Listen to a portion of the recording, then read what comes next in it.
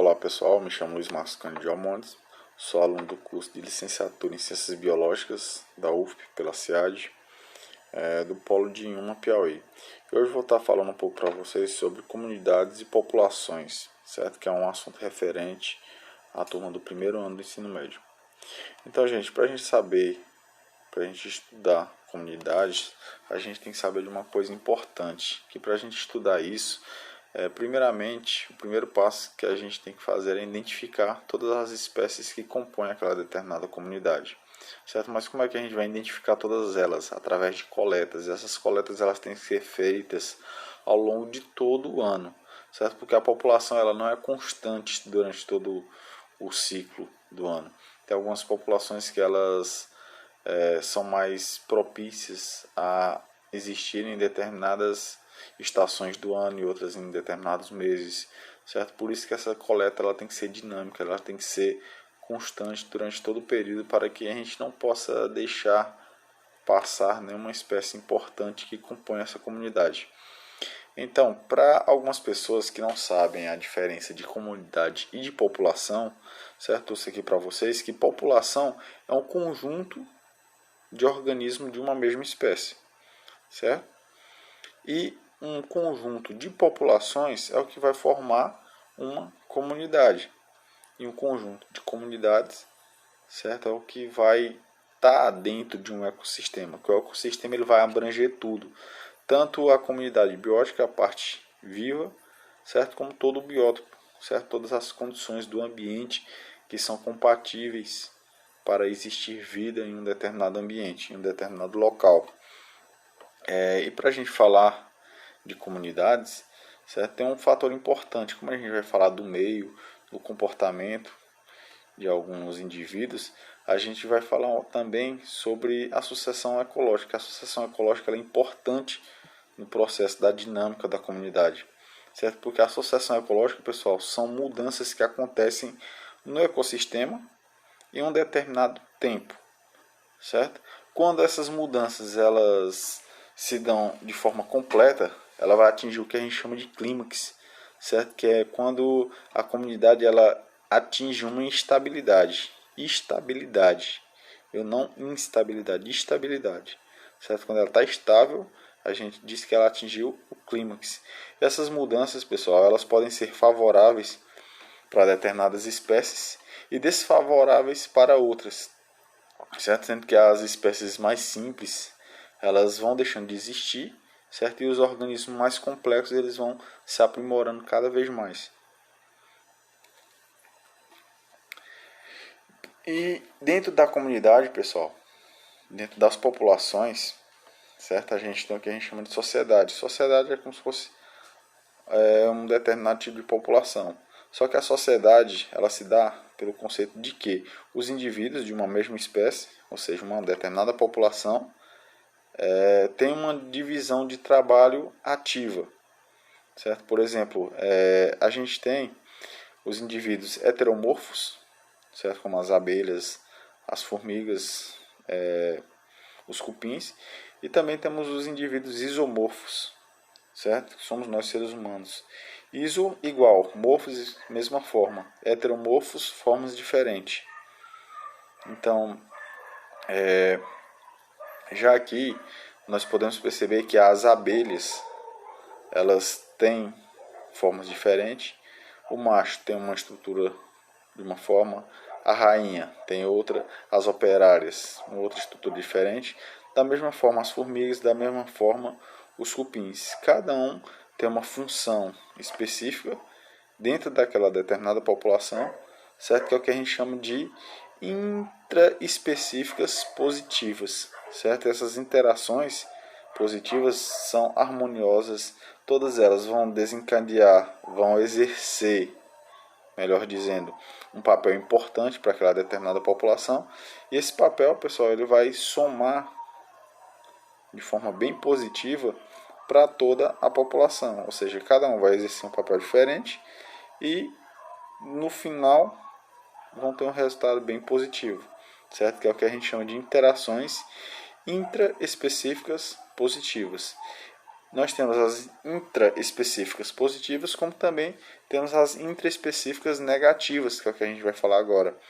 Nas intraespecíficas negativas, pessoal, refere-se a uma disputa entre indivíduos, certo? Que eles vão disputar entre recursos do ambiente que eles não existem em quantidade suficiente para todos. Ou seja, ali vai ter uma disputa, uma interação negativa. Por quê? Porque eles vão ter que competir entre si. E essa competitividade é um dos fatores que regulam o tamanho de uma população.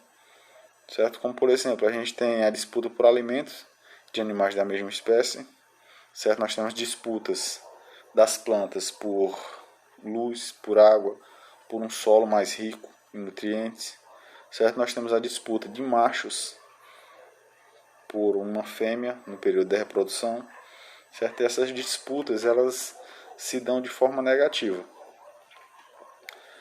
Aqui, pessoal, também a gente vai falar sobre as interações interespecíficas. Antes a gente falou das intraespecíficas, que são interações de uma mesma espécie, de indivíduos de uma mesma espécie dentro de uma população. Certo? Aqui a gente vai falar das interespecíficas. Nós temos elas tanto positivas, como também a gente tem elas negativas. Então, quais são elas? As positivas: mutualismos, protocooperação, inquilismo, comensalismo, certo? Já as negativas a gente tem o amensalismo, o predatismo, parasitismos e as competições interespecíficas, as competições em si, certo? Então, no mutualismo, pessoal, vai haver a presença de dois indivíduos, certo, vivendo juntos, em que um vai favorecer o bem-estar ao outro, ou seja, os dois vão ser ativos e no final das contas os dois vão sair ganhando, certo? A gente tem os exemplos aí dos links, que são a formação de algas e fungos, certo? Nós temos aí na outra figura, na figura da direita, a gente tem os mamíferos, certo? Os mamíferos herbívoros, principalmente os ruminantes, que no interior do seu estômago eles possuem bactérias. Então, os mamíferos, junto com essas bactérias, eles fazem uma interação interespecífica positiva. Por quê? Porque as bactérias elas vão produzir uma enzima chamada celulase. E a celulase ela vai quebrar a celulose, liberando carboidrato para que esse carboidrato possa ser absorvido pelo organismo do animal, certo? O animal vai abrigar essas bactérias, vão dar local, certo, de alimentos para elas sobreviverem e, em troca disso, vão favorecer dispondo de trabalho, ou seja, vão produzir a celulase e a celulase vai ajudar diretamente eles a obterem energia, certo? Aí, pessoal, a gente tem também as interações de protocooperação. É como se fosse uma espécie de mutualismo, só que diferente. Os dois indivíduos vão sair ganhando, certo? Só que eles não precisam necessariamente se unir para sobreviver, ou seja, cada um vai viver sua vida, só que cada um vai ter um fator positivo em relação ao outro. Como, por exemplo, aí, o crocodilo e o passarinho. O passarinho está se alimentando diretamente de restos de alimento, diretamente da arcada dentária do crocodilo. Está fazendo a higienização e ao mesmo tempo está se alimentando. Os dois estão ganhando com isso. Na outra figura a gente está vendo o búfalo e alguns pássaros. Certo? Esses pássaros vão catar, se alimentar de determinados parasitas. Certo? Parasitas que vão se alojar no couro, entre os pelos dele. Certo? E assim os dois vão sair ganhando nessa relação. A gente tem também o inquilinismo e o comensalismo. Certo? Só que aí, já nessa interação, somente um dos indivíduos eles vão sair ganhando. No comensalismo, pessoal, esses indivíduos que vão sair ganhando, eles vão estar atrás de alimentos, como por exemplo aí o peixe-piloto, certo? Junto com o tubarão. O peixe-piloto ele vai simplesmente se alimentar de restos de alimento que o tubarão vai deixar escapar pela boca, então não vai comer todo, certo? E já o inquilinismo, um dos indivíduos ele vai estar atrás de abrigo, vai estar atrás de proteção, como por exemplo aí as orquídeas, certo? Elas vão estar alojadas em outras árvores, certo? Que é o que a gente chama de plantas epífitas. E eles vão se abrigar, só que não vai causar mal a outra árvore. Não é uma planta que vai sugar os nutrientes, sugar toda a seiva das outras plantas. Então, nessa relação, somente um sai beneficiado, de forma que não agrida o outro indivíduo. Outra interação, a gente tem as interações de amensalismo, que também é chamada de antibiose. Nesse caso, pessoal, os indivíduos de uma população eles secretam determinadas substâncias que inibem ou impedem o desenvolvimento da população de outras espécies. Então, no caso aí, um exemplo são os antibióticos, que eles são produzidos através de fungos, certo? Essas substâncias eles impedem o crescimento de determinadas bactérias, certo? Por isso que são usados no tratamento de algumas infecções bacterianas. E no outro lado a gente tem a maré vermelha, que a maré vermelha nada mais é do que a liberação de toxinas por algas. Essas toxinas elas são incompatíveis com a vida marinha, ou seja, matam peixe, matam tudo que for vida marinha. Entrando em contato com essas toxinas, eles vão deixar de existir, certo?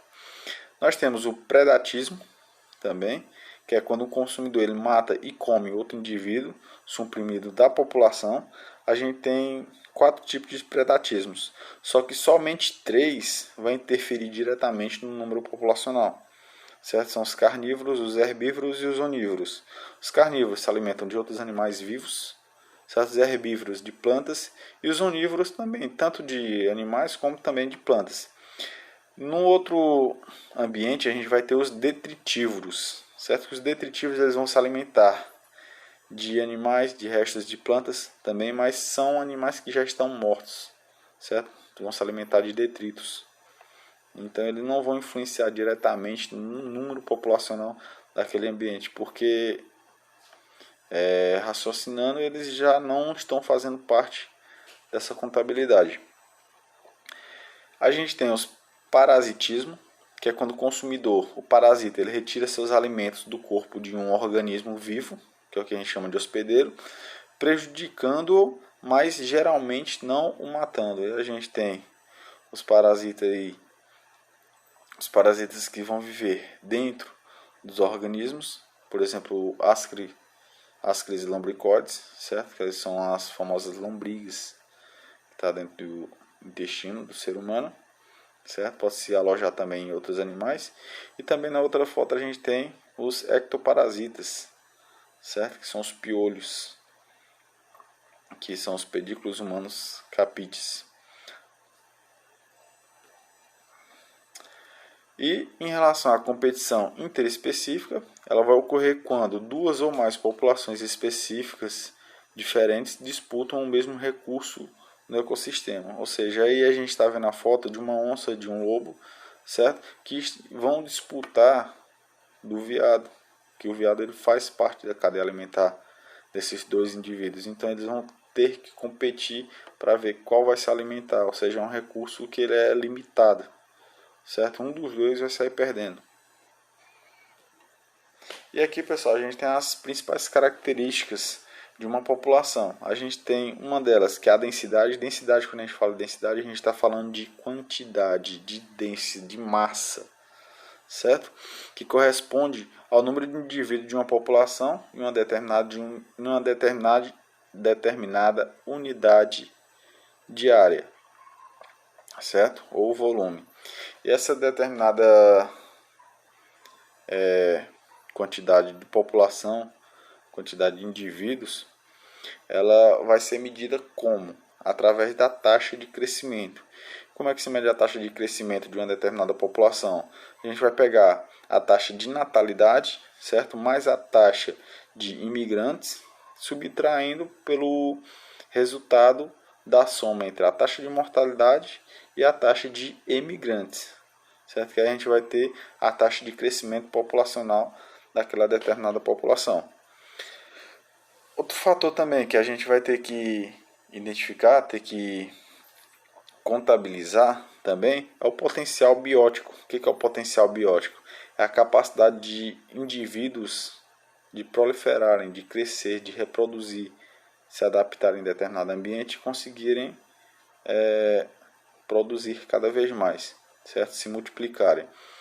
Outra coisa também é a capacidade de suporte do meio, certo? A capacidade de suporte do meio está relacionada ao ambiente, que é aí onde vai entrar uma grande teoria que muita gente conhece, certo? Que é a teoria de Thomas Malthus, que é a teoria malthusiana, que ele diz que ao crescimento populacional, certo? Ele está crescendo em progressão geométrica, e já o crescimento de alimentos está crescendo em progressão aritmética. O que isso quer dizer? Que os alimentos eles estão crescendo mais lentamente, certo? A oferta alimentar é bem menos lenta, certo? Do que a quantidade de indivíduos que está surgindo naquele determinado ambiente. Ou seja, os indivíduos estão praticamente se multiplicando enquanto os alimentos estão apenas somando, certo? É uma conta que não bate, é uma conta que não fecha. Uma hora vai faltar alimento para todo mundo. Outra característica importante, pessoal, é a estrutura etária, certo? As populações em crescimento, elas são predominantemente mais jovens, ou seja, tem mais organismos jovens nascendo naquela determinada população. As populações estáveis, há um determinado equilíbrio entre os jovens e os adultos, e já as populações em declínio, há uma menor proporção de jovens em relação à quantidade de adultos e idosos, certo? Então é uma população que ela já está deixando de existir, está deixando de nascer menos espécies, certo? E as que estão vivas, elas só vão seguir o ciclo natural das coisas. E um outro fator importante, pessoal, são os fatores reguladores do tamanho da população. Isso aqui a gente já falou no decorrer da aula, só que não sei se vocês se atentaram. O que pode regular, o que pode interferir em relação ao tamanho de uma população? Um dos fatores, predatismo, certo? Outro fator, as competições intraespecíficas e as interespecíficas, certo? Um outro fator também são o parasitismo. Alguns parasitismos eles chegam a matar alguns indivíduos, certo? Esses fatores eles regulam, eles diminuem o tamanho de algumas populações. Então, gente, aqui foi a referência utilizada, certo, por mim nessa aula, caso queiram conferir. E muito obrigado pela atenção.